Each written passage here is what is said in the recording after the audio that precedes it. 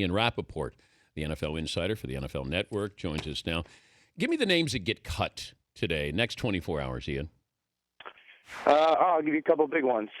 Julius Peppers, they're trying to trade him. Usually when you're trying to trade a veteran, you do like a more than $20 million cap hit. He's probably going to get cut. Steve Smith, a longtime Carolina Panther who's played, obviously, his only career there. He will likely get cut today. They're trying to trade him too. Chris Johnson, another one, also on the chopping block. They've been trying to drum up interest for him for a while, but from what I hear, it's not really taking. Nobody's going to trade for these guys? Doesn't sound like it. You know, they're old, expensive, and the NFL likes to pay for future performance, not past performance. And all these guys are past performers. Well, Chris Johnson's 28. Is that considered old or just expensive? He's also a running back. You know, that's part of the problem is the running back market has deteriorated so badly. You know, I mean, I think, like, even you look at free agency, I think Ben Tate will get paid somewhat.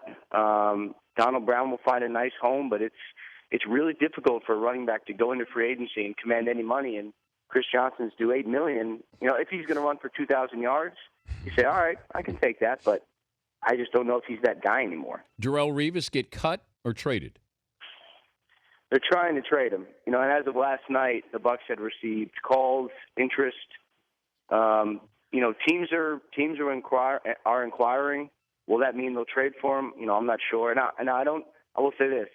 I don't think they're 100% going to cut him if they can't trade for him. You know, if Revis will redo his deal, you know, it's really a money thing as much as it is this player's not a great fit for our system. You know, if Revis would redo his contract, I think he'd have a much better chance of sticking around if he wanted to stay in Tampa.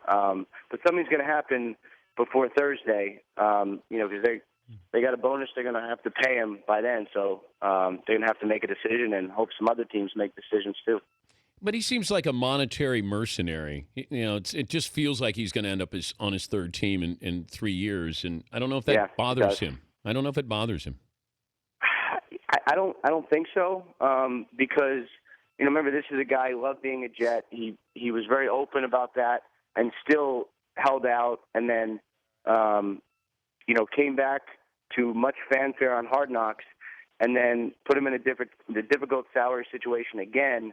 I don't think he's going to mind being on his third team. I think he'll probably get a hefty payday to do it. Talking to Ian Rapoport, NFL Network insider joining us, Dan Patrick Show. Michael Vick's new home will be where? He's got some good options. But he doesn't quite have the option that he wants. He wants to go in and be a starter. And from what I understand, you know, that is not available. So the Jets have interest. He would be interested in them. Marty Morning, like his former offensive coordinator, is there.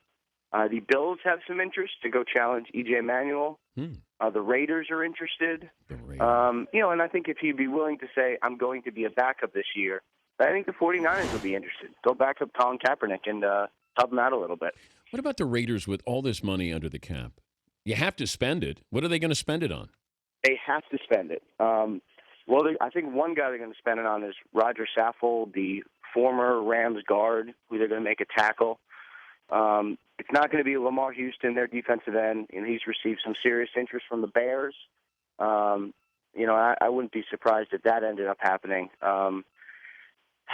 You know, I think they're going to be, based on Reggie McKenzie, where he came from, the Packers, Ron Wolftree, I think you'll see probably more activity from them Thursday and Friday as we get into free agency than maybe big splashes today. What about Mark Sanchez's future? You know, they haven't cut him.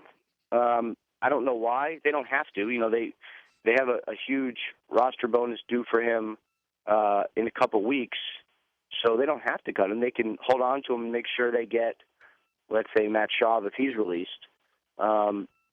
You know, there is a slim chance, like 5%, that he could still be on the Jets if he takes a big pay cut. But I think he'll be in that, you know, maybe Raiders, maybe Bills, maybe Browns backup quarterback mix when he gets released. This Ben Roethlisberger contract situation, and he makes $12 million. I know Ben's saying, well, I've won 2 Super Bowls. Why is Colin Kaepernick getting 20 or Romo's getting this or Cutler's getting Right. this? Is this a tenuous situation here? Is there any tension here between Roethlisberger and Steelers on his contract? Well, he'll want a new contract. From what I understand, this is something that's been in his mind for a little bit now. I talked about it last year, on Thursday Night Football and a couple other places. He's making $12 million, and his colleagues, and I think it's clear he deserves to be in that class with, in that same mix as the Drew Brees of the world. Obviously Matt Ryan, those kinds of guys who making 18, 19, 20 million. Mm-hmm. Jay Cutler's making 18 million. Don't you think Ben Roethlisberger deserves that? So it's a looming issue. They haven't addressed it yet.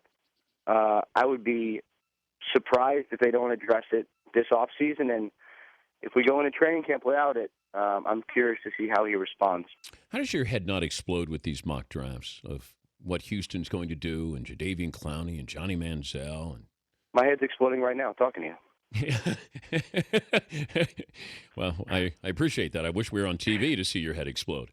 But trying to figure out what the Texans are going to do, because that impacts everybody here. If you go Clowney or you go Bortles or Bridgewater, Manziel, trade. So what do you think how this all plays out with the Texans? Well, first of all, it's tough for me to look at mock drafts before free agency because, if the Texans had gone and signed, I don't know, Michael Vick, it's not going to happen. But let's say they had signed a starting caliber quarterback. That would drastically change mock draft projections. I don't really look at them until after free agency, but I think they're kind of interesting. There's really 2 different kinds of mock drafts. There's the kind that, I think we do with Daniel Jeremiah, ESPN does, where you're talking to experts, you're talking to teams, and you're trying to figure out what's a good fit. But who's telling you the truth, though, Ian? That's the thing. Well, it's difficult. This year the draft is a little later, so maybe we'll get truth a little, right about now, and it'll stop being the truth in a little bit. But Ian, why would I be honest with you in what my team was going to do? You wouldn't, because you're that kind of guy, Dan.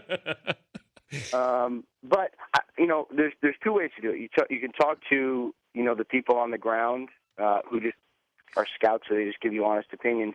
Or what you really try to do is you talk to other teams and you say, hey, where are they looking? Where are they spending their attention? Where are they dedicating their resources to? Those kinds of questions. Because as you get closer to the draft, there's definitely a point where when I'm talking to general managers, I don't ask who are you looking at because it's just stupid. I'm just going to get lied to. What about what's the best lie? No names, but best lie you were ever told. Oh, man. I think the best draft lie last year, and it's really not even close, was the Bills' interest in Ryan Nassib, which was perpetrated by the entire organization for a purpose. And, hey, I commend them. I thought it was amazing, trickeration. Did you fall for it? Yeah, I did. Everyone did. It made so much sense. And I think I learned a really good lesson, which is think about 8 times before you listen to someone saying, well, yeah, of course we're interested. His college coach is our coach. I'm going to hope for me and for everyone else that I'm a little better at that this year, and I hope everyone else is too. All right, keep your head up, all right? I'm on it, man. And don't let it explode. Thank you, Ian. All right, thanks, Dan. Ian Rapoport, NFL Network, NFL.com reporter. You can watch the NFL Network. They got free agency coverage today and Wednesday starting at 10 a.m. Eastern.